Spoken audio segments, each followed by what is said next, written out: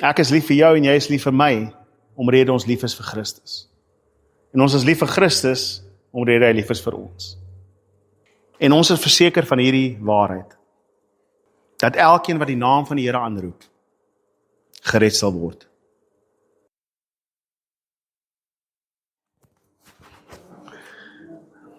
Die apel wil weer kerk hou, jong. Thank you, Nelson. Standing guard for us. We appreciate it. Blaai vir my so lank na Romeine hoofstuk 8. En, waar is my brille? Romeine hoofstuk 8, ons gaan net 3 verse vanmôre lees. Ons het dit laasweek gelees, maar ons lees dit weer.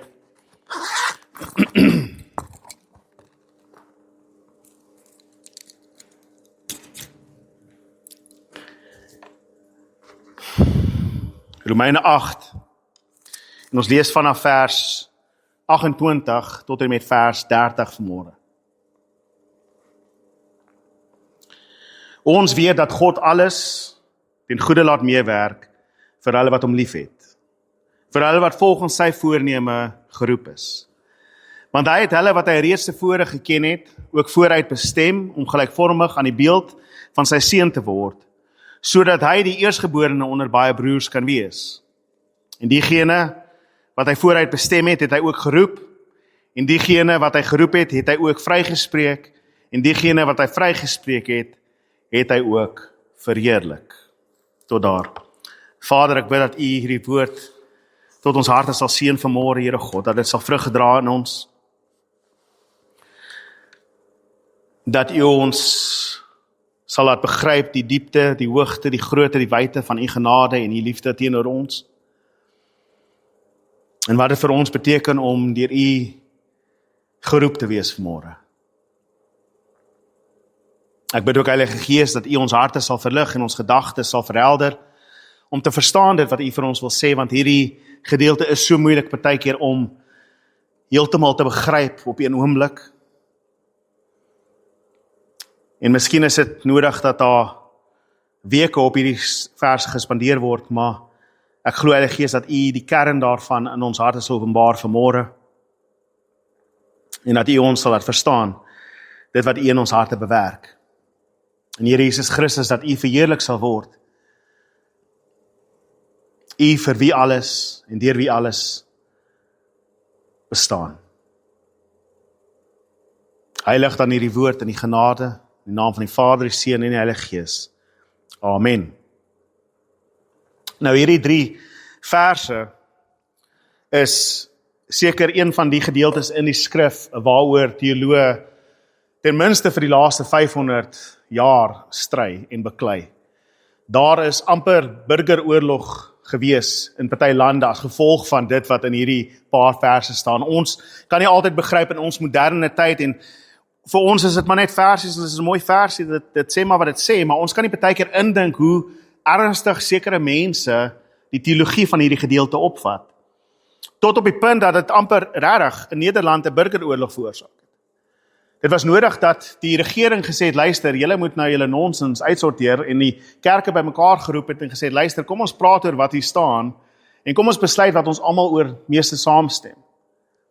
En selfs na dit was daar sekere mense wat hulle werk verloor het, die ministers is uit hulle poste uitgesit, party dominees mag nie meer gepreek het, hy is uit die gemeentes uitgegooi, maar ongelukkig was jy aan die verkeerde kant van die argument op daardie stadium gewees. Daar was een wat selfs tot die dood veroordeel is, omdat hy nie wou stilgebly het oor sy siening van hierdie gedeelte nie. En dit is hartseer dat die kerk partykeer geskeer word oor teologie, oor dinge wat moeilik is om te verstaan. Terselfdertyd dink ek as 'n mens net die gedeelte lees soos wat hy is, maak dit sin net soos wat jy hom lees. Maar dit is nie altyd so maklik nie. En ek dink partykeer dink ons, maar hoekom stry ons oor dit? Kom ons gaan net aan. Daar is wel 'n belangrike teologie binne in hierdie teks. Maar ek wil voordat ek begin sê dat ek weet hierdie is 'n omstrede teks. Ek self al het in my persoonlike lewe deur die jare al met mense vasgesit oor hierdie stuk. Miskien toe ek jonger was, nie op die beste manier nie. Want ek wil reg wees, en ek wil altyd reg wees. En ek is altyd reg. Julle moet net agterkom. Dus as julle net, julle kan stry, een of ander gaan julle saam met my stem wat ek reg is. Die arrogansie, nee, die arrogansie. Maar wat ek wel wil sê is, alhoewel ek 'n baie sterk opinie het oor hierdie gedeelte, verstaan ek ook die ander kant van die storie. En ek dink teen die einde van hierdie preek sal mens miskien nog steeds nie noodwendig sekerheid hê oor wat sien jy op watse kamp jy inval vanmôre nie. Maar ek gaan nog steeds lief wees vir jou en ek hoop jy is nog steeds lief vir my. Want ek kan nie verstaan hoekom ons moet ophou broers en susters wees omdat ons nie seker is oor 'n spesifieke betekenis van 'n woord nie. Dit is my nonsens. En so ek hoop dat wie ook al hierna luister, as jy wil stry, as jy wil beklei, ons kan koffie drink en gesels oor dit, en dan sal jy daar wegstap en glo wat ek glo. Die groot vraagstuk in hierdie gedeelte, want niemand van ons stry oor daardie eerste gedeelte in vers 28 nie. Ons weet dat God alles laat meewerk vir die wat hom liefhet. En ons is selfs nog daar by die punt van almal wat volgens sy voorneme geroep is. En ek dink ons almal op een of ander vlak besef dat ons is geroep deur God. Niemand kom na God toe tensy hulle geroep is deur God nie. Ek dink nie enige Christen stry oor daardie punt nie. Ons verstaan dit. Ek dink ons almal stem saam op daardie punt ten minste dat elke een wat gered is gered omrede God geroep het. Ons weet tog self dat dit God is wat eerste uitgereik het na ons en nie ons wat na hom toe uitgereik het nie. Die skrif is heel duidelik oor die punt dat dit is nie ons wat hom soek nie, maar dit is hy wat ons gesoek het. Ons het dit gesien in Romeine 3, niemand soek na God nie. Daar is nie een nie. En tog het God in sy voorneme en sy besluit van ewigheid besluit om ons te roep. En ons almal stem saam oor daardie punt, en ek dink dit is belangrik dat ons daardie fondasie gebruik as die punt waarvan af ons die res gaan sien. Dat ons is uiteindelik gered, omrede God besluit het om ons te red. En ek dink nie enigiemand kan stry oor daardie punt nie.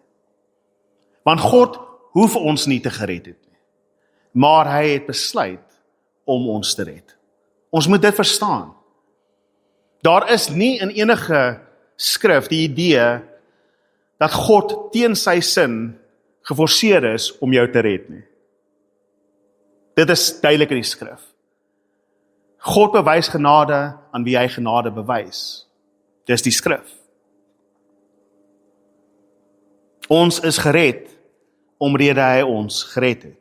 Ons het hom lief omrede hy ons eers lief gehad het. En ek dink ons almal stem saam oor daai punt. Ek dink die groot probleem kom wanneer ons praat van volgens sy voorneme geroep is. En dan wat hy sê in die volgende gedeelte van die vers. Want hy het hulle wat hy reeds tevore geken het, bestem om gelykvormig te word aan die seun. En die wie hy bestem het hy geroep. En so kom ons terug by die geroep. En ek dink dit is daardie gedeelte van die verlossing van die mens waaroor ons stry. Want sommige mense sal self sê dat as jy nie saam met my stem nie, dan glo jy in 'n ander God. Maar ek kan nie insien dat die God sal doen wat jy sê hy doen. En ek dink dit is gevaarlik wanneer ons aan God wil toeskryf wat ons as mense probeer uitredeneer. En so ek vat nooit daai standpunt in nie. Ek wil eerder sê ek sal die skrif vat op sy woord wat hy hierso sê. En wat hy hier sê in die eenvoudige taal is, hulle wat volgens sy voorneme geroep is hulle wat voorheen deur hom geken is, en deur hom vooruit bestem is om gelykvormig te word aan die seun, en hulle is die wie hy geroep het. Dis wat hierdie skrif sê. En dis hoe Paulus dit hier skryf. Ons sal na 'n paar ander gedeeltes lyk waar dit miskien bietjie anders te lyk. Maar dit is die duidelike skrif hier. Ek dink Paulus sê dit bietjie duideliker in Efesiërs 1 vers 4 tot 5. Wanneer hy sê dat so het hy ons voor die grondlegging van die wêreld in hom uitgekies, sodat ons heilig en onberispelik in liefde voor hom sou wees. Nadat hy ons voorbestem het om ons deur Jesus Christus as sy kinders aan te neem, soos hy dit volgens sy wil goed gedink het. Ek dink Efesiërs 1 vers 4-5 sê dit nogal baie duidelik daar vir ons, dat ons is voor die grondlegging van die wêreld in hom gekies. En hy het ons van die grondlegging en voor die grondlegging van die wêreld vooruit bestem om aangeneem te word as kinders van God. Die hele Romeine 8 het gegaan so ver oor die aanneming van ons as kinders van God. En die gedagte wat ons hier uitkry is dat nog voordat God die aarde gemaak het, nog voordat die hemel en die aarde bestaan het, nog voordat die tuin daar was en Adam gesondig het, nog voor al daardie dinge, het God in sy wil, in sy voorneme, in sy wese, ons geken en gekies. En vooruit bestem om ons te red. Dis wat die skrif sê. En ek dink ons kan stry met daardie gedagte nie. Die skrif is duidelik dat ons uitverkorenes van God genoem word. In Markus 13 vers 20 sê hy dat, wanneer hy praat van die eindtye, sê hy dat die dae sal so erg wees, en as God dit nie te korter gemaak het ter wille van die uitverkorenes nie, dan sou niemand gered geword het nie. En so, daar is 'n duidelike gedagte dat ons wat glo uitverkore is. Dat ons deur God uitgekies is, uitgemerk is, vooruit bestem is. Dis wat die skrif sê. En ek dink ons almal behoort te verstaan dat daar 'n sekere element is dat God alles uitgewerk het volgens sy plan en sy wil. Maar nou kom ons by die groot probleem. Hoe het hy ons geken? En dit is waarop meeste mense vashang. Hoe ken hy ons voor die grondlegging van die aarde af?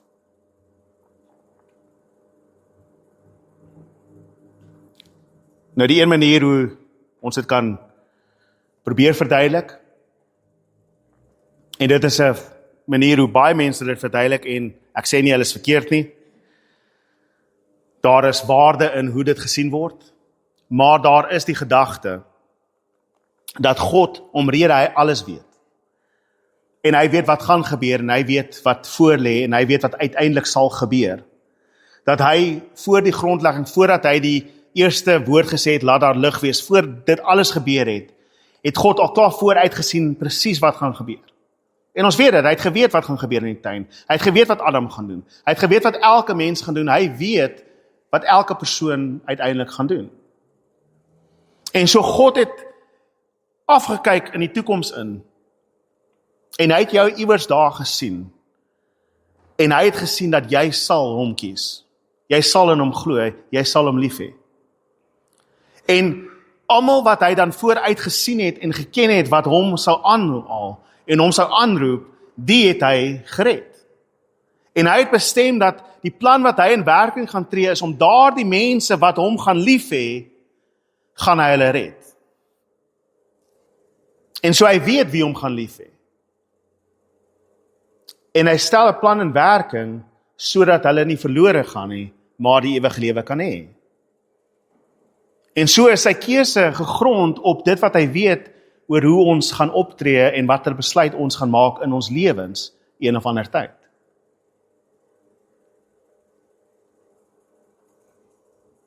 En so dit gaan oor die voorkennis van God. Daar's 'n paar versies wat lyk asof dit soos dit gaan. 2 Timoteus 2 vers 19. Maar tog staan die fundament van God stewig, met hierdie inskripsie: die Here ken diegene wat aan hom behoort. Hy ken hulle wat aan hom behoort. En dat elkeen wat die naam van die Here aanroep, die rug op ongeregtigheid keer. En so in daardie een vers sien jy die idee van, wel, hulle wat die naam van die Here aanroep, is tog hulle wat aan hom behoort, en omrede hulle die naam van die Here aanroep, ken die Here hulle. En so die Here ken hulle wat hom gaan aanroep. En so die plan wat hy uitgewerk het, is om hulle te red volgens sy wil. En so in Efesiërs 1 vers 4 tot 5, as ons kyk dat ons is voor die grondlegging in hom uitverkies, is die punt van die saak daar dat dit in hom is. God het gesien dat hulle gaan my lief hê. En die manier hoe hy hulle red, is om die Seun te stuur. En so ons word in die Seun die uitverkorene. Christus is die uitverkorene en ons is deel van die Seun en daarom is ons dan deel van hom. Hy het ons geken en geweet wat ons gaan besluit. 1 Korintiërs 8 vers 3. Maar as iemand God liefhet, word hy deur hom geken. Daar weer eens, as iemand God liefhet, dan word hy deur hom geken. So ons het hom lief en daarom ken hy ons. So is dit dat hy vooruit gekyk het en gesê het, eendag gaan Rudolf my lief hê. Dit lyk asof Rudolf 'n goeie kandidaat is vir verlossing. En dit lyk asof hy my gaan kies. Hy gaan my lief hê en ek gaan myself aan hom openbaar, ek gaan hom roep en hy gaan my kies. En daarom is hy dan die uitverkorene en hy werk die plan uit volgens sy wil deur die geskiedenis. Is julle met my?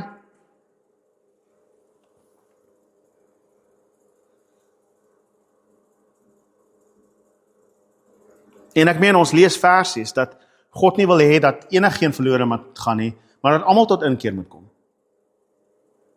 Hy is die redder van die hele wêreld, spesifiek vir hulle wat glo. Maar ons het hier die gedagte dat God tog die uitnodiging aan almal gee, want so lief het God die wêreld gehad dat hy sy enigste gebore seun gegee het, sodat elkeen wat in hom glo,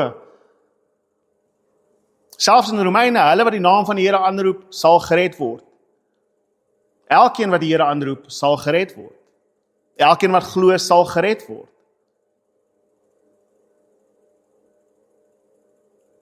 Maar daar is sommige wat sê, wel, hy het net sommige mense geroep, maar die punt van die skrif is dat hy almal roep. Dat hy almal roep.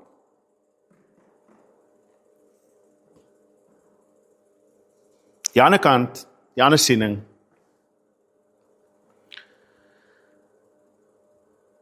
is dat voordat die aarde gemaak is, voordat enige iemand iets gedoen het, voordat enige besluit gemaak is deur die mens, voor die sonde, voor alles, voordat jy enigstens iets besluit het, het God sommige gekies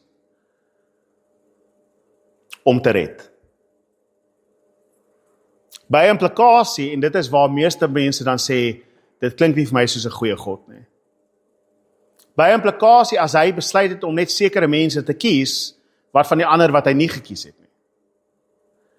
Beteken dit dan dat God besluit het om hulle hel toe te stuur? En nou is ons in baie moeilike waters. Hier is waar ons begin vuislaan. En ek stel hierdie punt in die ergste lig moontlik, sodat julle kan sien die worstelstryd wat ek ook maar in my hart het met alles.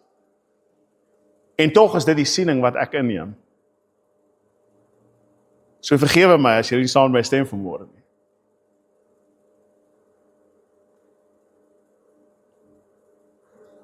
En ek dink daar is taamlik genoeg skrif om daardie punt te staaf.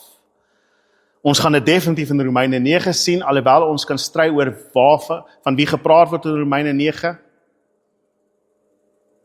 Is daar baie duidelike skrif wat die volgende sê, presies wat ons argumenteer hierso.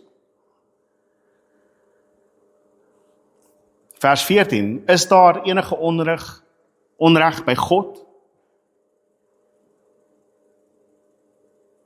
Vir Moses sê hy tog, ek sal my ontferm oor wie ek my wil ontferm.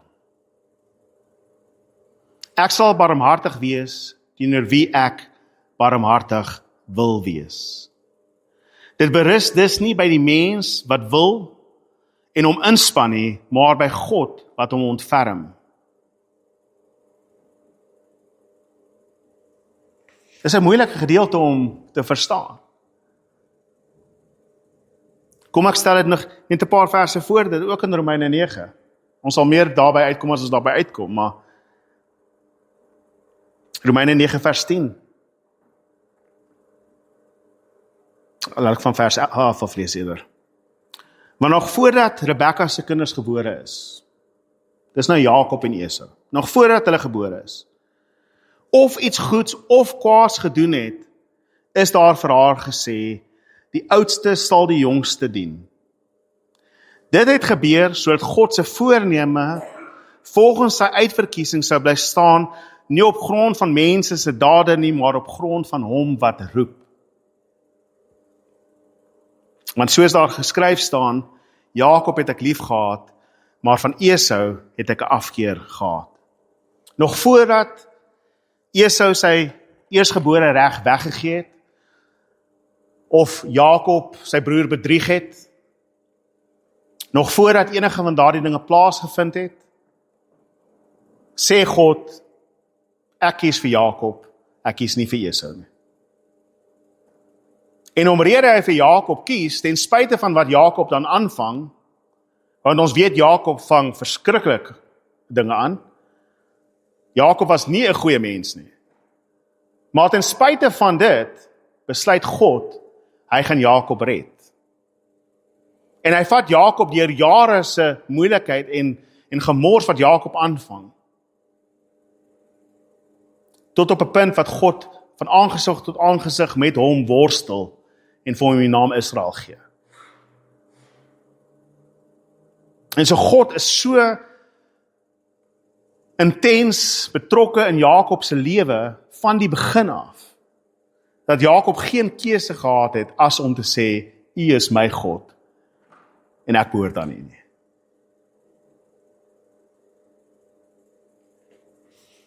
Esau gaan doen wat jy wil. Jy is nie gekies nie. En so mense vra, is daar dan onreg? En Romeine, Paulus argumenteer vir die feit, nee, want God besluit wie hy genadebel is en wie hy nie. Hy is die pottebakker, ons is die klei. Ons sing dit partykeer, maar ons glo dit nie, maar ons sing dit. Hy is die pottebakker, ons is die klei, vorm en maak my soos wat hy wil. Ons gaan in Romeine 9 sien, partykeer vorm hy uit klei mense vir die verderf en partykeer mense vir die verlossing.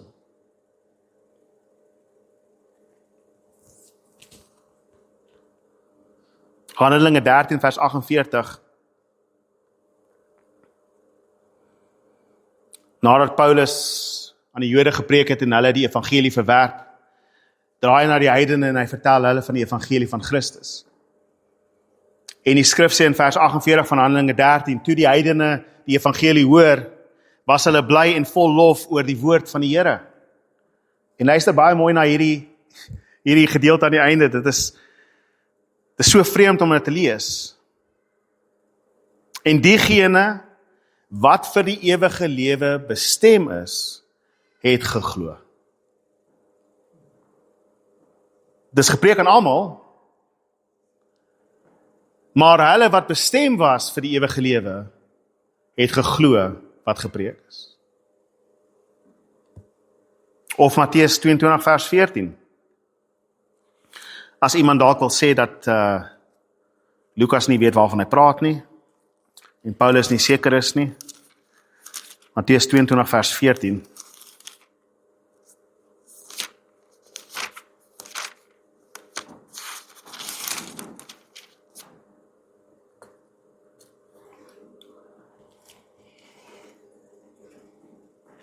So kort versie, maar hoor hom. Jesus is besig om gelykenis te vertel van die bruilofsfees en wie welkom is by die bruilof en wie nie welkom is by die bruilof nie. In die begin het hy almal gaan roep. Hy het almal genooi en niemand wou gekom het nie. Toe gaan hy na die kruispaaie toe en hy gaan nooi die armes en hy gaan nooi die ander mense wat buite die normale mense was wat hy sou geroep het. En as jy wil weet wat dit is, dis die volk en die heidene, maar anyway, God gaan roep, of die bruilof, daardie mense word genooi na die bruilof toe. En so hulle kom by die bruiloffees en daar is iemand wat by die bruilof is, wat nie daar hoort nie. Hy was een van hulle wat eerste geroep is. Hy wou nie gekom het nie. En toe hy sien hoe lekker die partytjie is, toe kom hy wel. Maar hy is nie meer genooi nie. En hy is nog in die bruilofsfees, hy sit nog daar, hy's daar in die kerk. En die bruidegom kom na hom toe en sê, wat doen jy hier? Jy is nie veronderstel om hier te wees nie. En hy word uitgegooi. En dan sê Jesus hier aan die einde, want baie is geroep, maar min is uitgekies. En so daar het jy skrif wat wel die idee gee dat God kies sommige om te red. Volgens sy voorneme, volgens sy besluit en volgens sy wil. Ons kan nog steeds die punt argumenteer dat wel hy kies ons in Christus, want hy weet wie ons gaan wees. En dan sien jy weer gedeeltes wat sê, maar hy kies ons nie op grond van ons werke en op ons dade of enigiets wat ons gaan doen nie. Dit is nie in ons wil nie, dit is in sy wil wat ons roep. Ons gaan saamstem oor hierdie punt ten minste, dat niemand in die hemel gaan inkom sonder dat God hom toelaat nie. Dit is ons almal oorseker.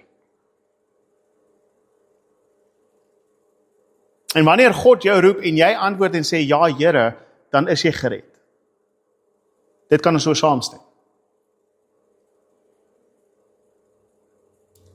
Die moeilikheid kom oor, wel, hy laat dit duidelik klink dat die wie jy vooruit geken het, het hy vooruit bestem. En die wat hy vooruit bestem het, het hy geroep. Nou sommige mense sê, wel, moet ek dan net preek vir hulle wat uitverkies is? Hoe weet ek wie uitverkies is? Hoe weet ek vir wie preek? Dis hoekom baie geroep word, maar min word gekies. Baie word voor gepreek, maar almal wat bestem was, het geglo.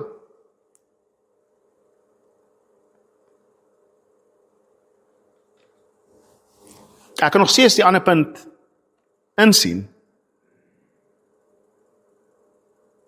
En dit gaan regtig oor daardie woord, hoe het hy ons geken? Ken hy ons omrede hy gesien het hoe wonderlik jy gaan wees eendag? Ek dink dis nie die woord wat gebruik word daar vir geken nie. Die woord wat hy gebruik daar vir dat hy het ons geken is die intieme kennis wat hy het van iemand wat geliefd is. Die kennis tussen 'n man en 'n vrou, want die Bybel praat van en Adam en sy vrou geken. Dit is die geken wat hier gebruik word.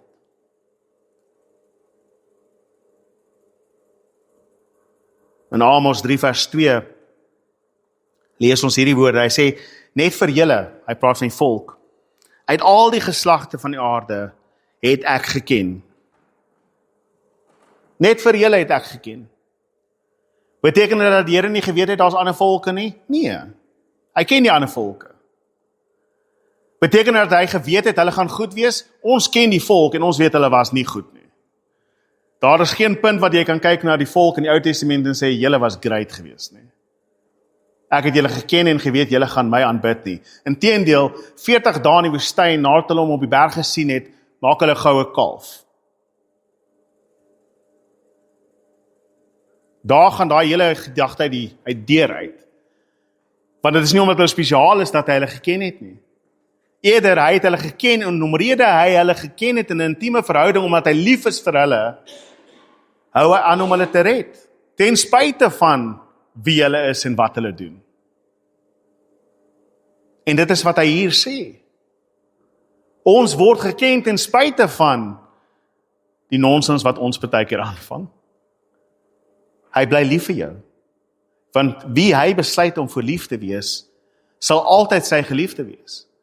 En hy, aan wie hy genade wil bewys, sal altyd sy genade ontvang. Daarom kan Jesus sê dat ek ken hulle wat aan my behoort en hulle ken my en niemand sal hulle uit my hand uit kan ruk nie. Want almal wat aan my Vader behoort, het hy aan my gegee en ek sal hulle op die laaste dag opwek. Jesus is baie duidelik oor dit in Johannes.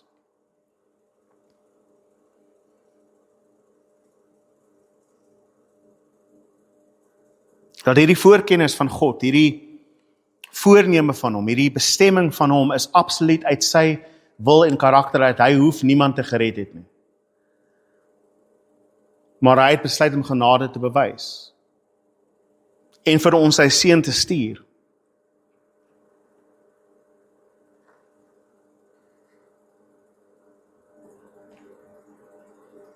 En daar is 2 sieninge, soos wat ek sê, wat julle kan vat oor hierdie gedeelte. Julle kan besluit of julle met die eerste siening saamstem of met die tweede ene. En ek dink 'n groot probleem is dat daar hele stryery nonsens is.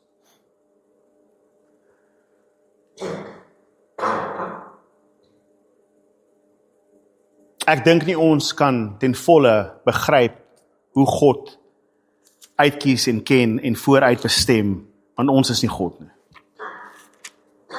En as ons in enige oomblik wil redeneer oor hoe ons besluit God werk in sy genade en sy krag, dan dink ons is gode. Of ons is gelyk aan hom. En so daarom wil ek hierdie nooit 'n punt maak van stryery oor wie is reg en wie is verkeerd nie.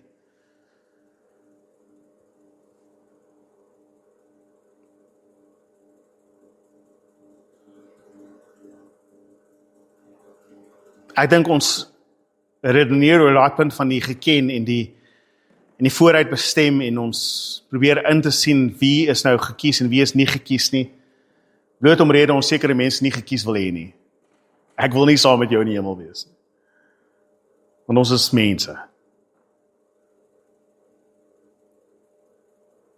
En ons mis die skoonheid van die evangelie binne in hierdie 3 verse. Daar is iets soveel meer belangrik in hierdie gedeelte as die orde van verlossing.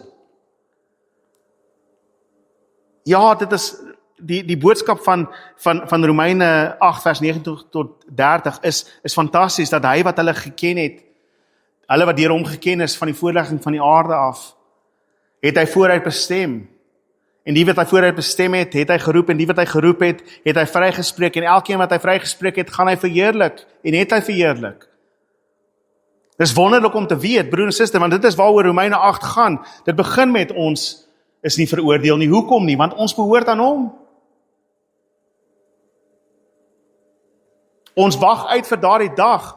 Ons sien uit na daardie dag wanneer ons verheerlik sal word saam met hom.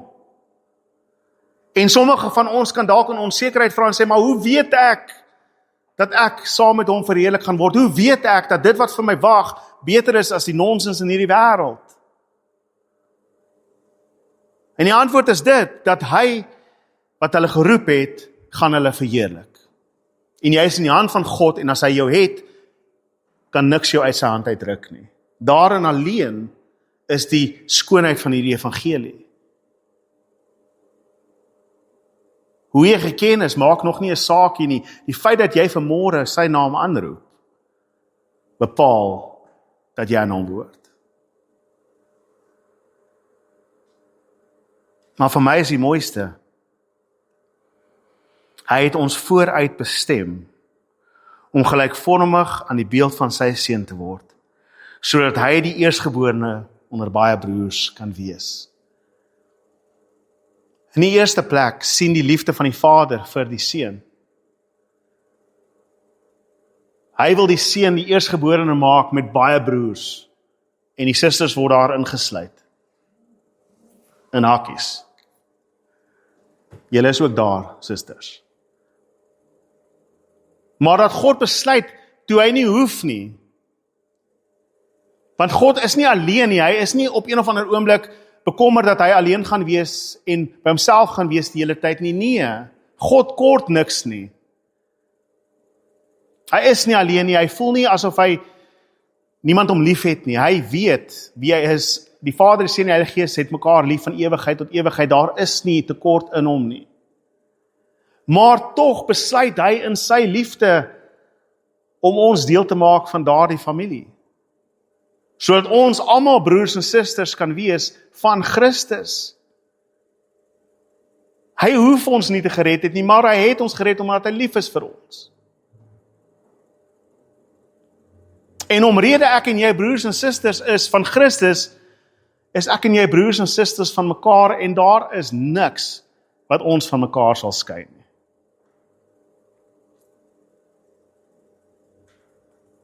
Ons is deel van hom en deel van mekaar.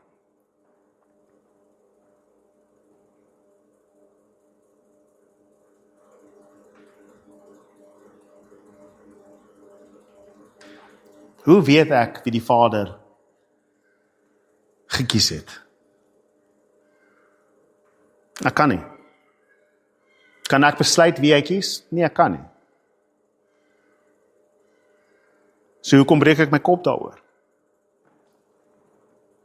Glo ek dat God sommige mense uitgekies het? Ja, die skrif sê so. Glo ek dat hy almal roep? Ja, die skrif sê so. Glo ek dat God almal wil red? Ja, die skrif sê so. Glo ek dat hy net sommige gaan red? Ja, want die skrif sê so. Hoef ek al die besonderhede te weet van dit? Nee. Al wat ek hoef te weet vanoggend is dat hy almal sal red tot die uiterste. Die wat volgens sy naam geroep het en die wat hom aanroep. En hoe dit gebeur, maak nie vir my saak nie.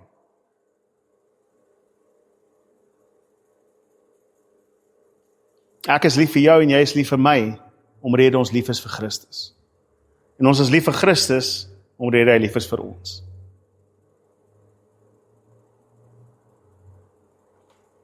En ons is verseker van hierdie waarheid. Dat elkeen wat die naam van die Here aanroep, gered sal word. Dat ons vrygespreek is, dat ons verheerlik sal word. En ons sal mekaar sien in die verheerliking saam met Christus. Amen. Vader, ek bid, Here, dat U ons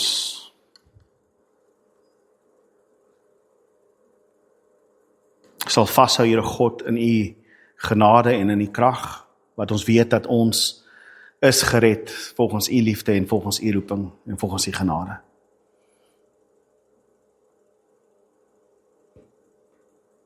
Dat elkeen wat U liefhet, word geken deur U.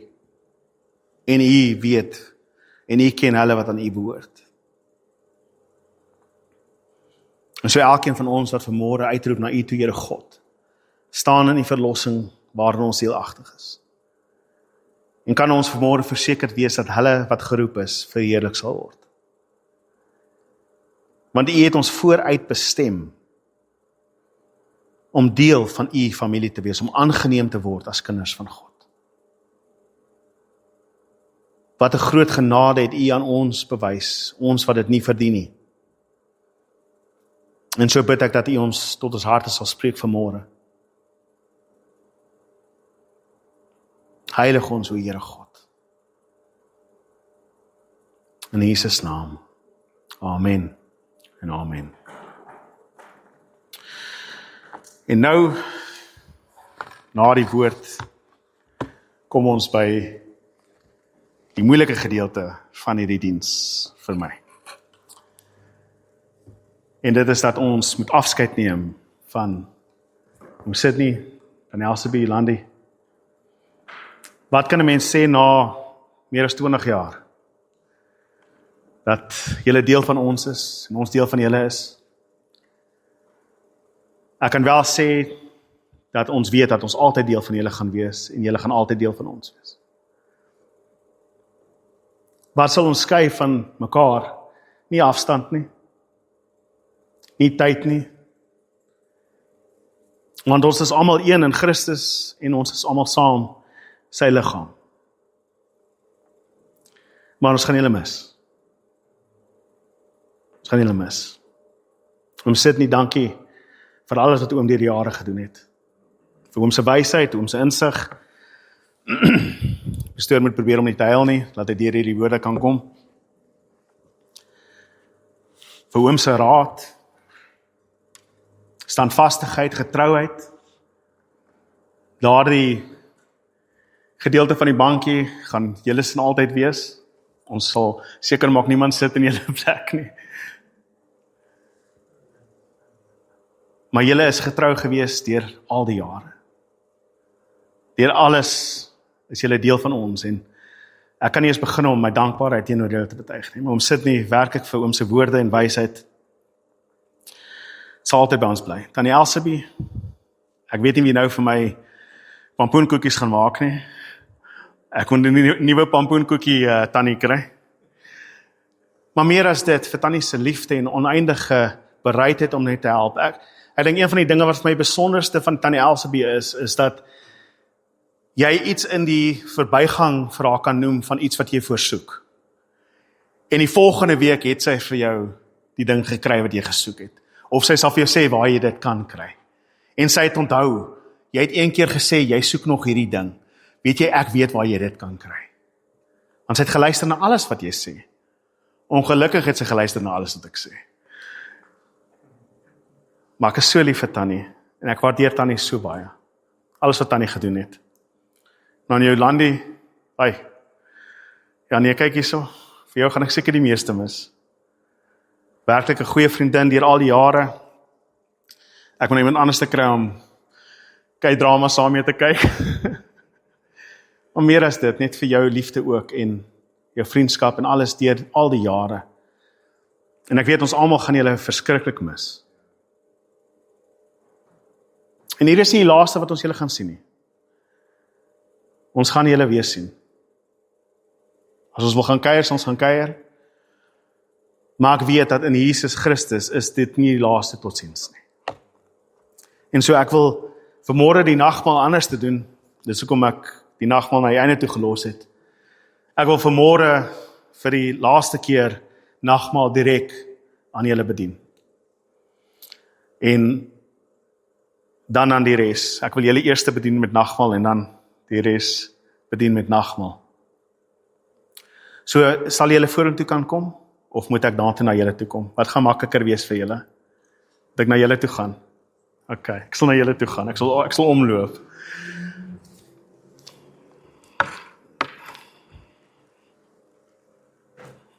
Kom ons bid eers die seën oor die tafel. Vader, ons dank U dat ons nou die voorreg kan hê, Here God. Here, om saam met hierdie geliefde broers en susters, hierdie broer en suster, Here, hierdie nagmaal te geniet. Te weet, Here, dat die brood wat ons neem, bind ons saam as die liggaam van Christus. En die wyn wat ons drink, Here, bring ons saam in die verbond. En dat ons weet, Here, ons altyd een sal wees, een liggaam. En so ek bid die seën oor die tafel, en ek bid die seën oor Sydney, Tannie Elsabie, en Jolandi, Here. Dankie dat ek die voorreg kon gehad het om hulle te gedoop het. Dankie dat ek hulle kon gebedien het, en dankie vir wat hulle vir ons gedoen het, en die gebede wat hulle opgestuur het vir ons. Seën hulle, o Here, in Jesus naam. Amen.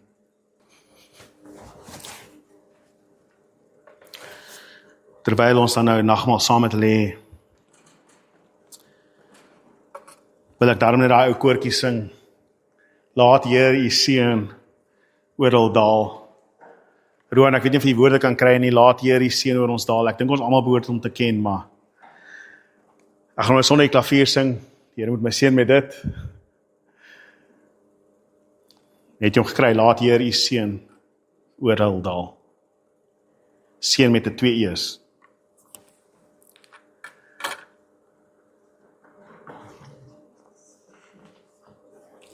Kry hom, Roan. Kyk toe, maar julle gaan nou sing, ek hoop julle ken hom.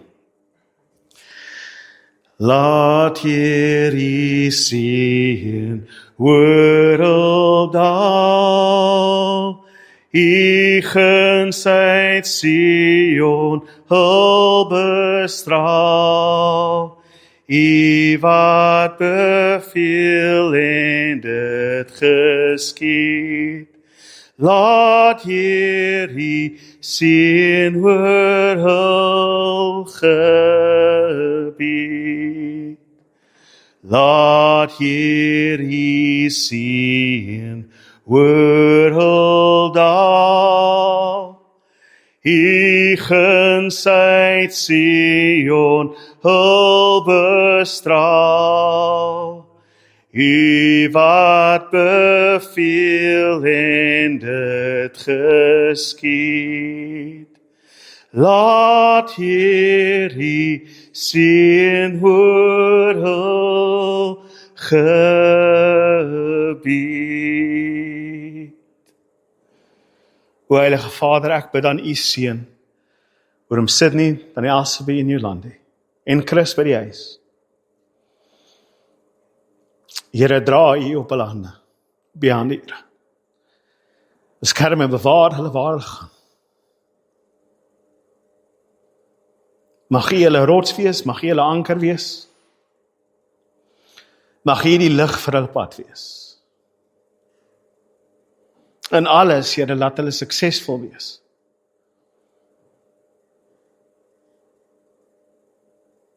Laat hulle geseënd wees, laat hulle die genade ervaar. En Here, mag dat ons mekaar gou sal sien.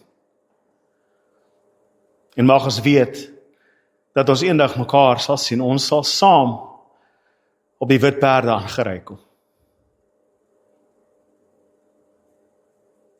Dankie vir U genade en vir dit wat hulle vir ons gedoen het deur al die jare. O seën hulle, o God. Amen en amen. Dan is julle welkom om saam met ons die laaste keer koek en tee saam hier te hê. Of muffins, scones. My ma kan nie besluit of dit 'n scone of 'n muffin is nie. Sy sê dit is 'n scones, ons sê dit is 'n muffin. Maar kom geniet saam met ons. Amen.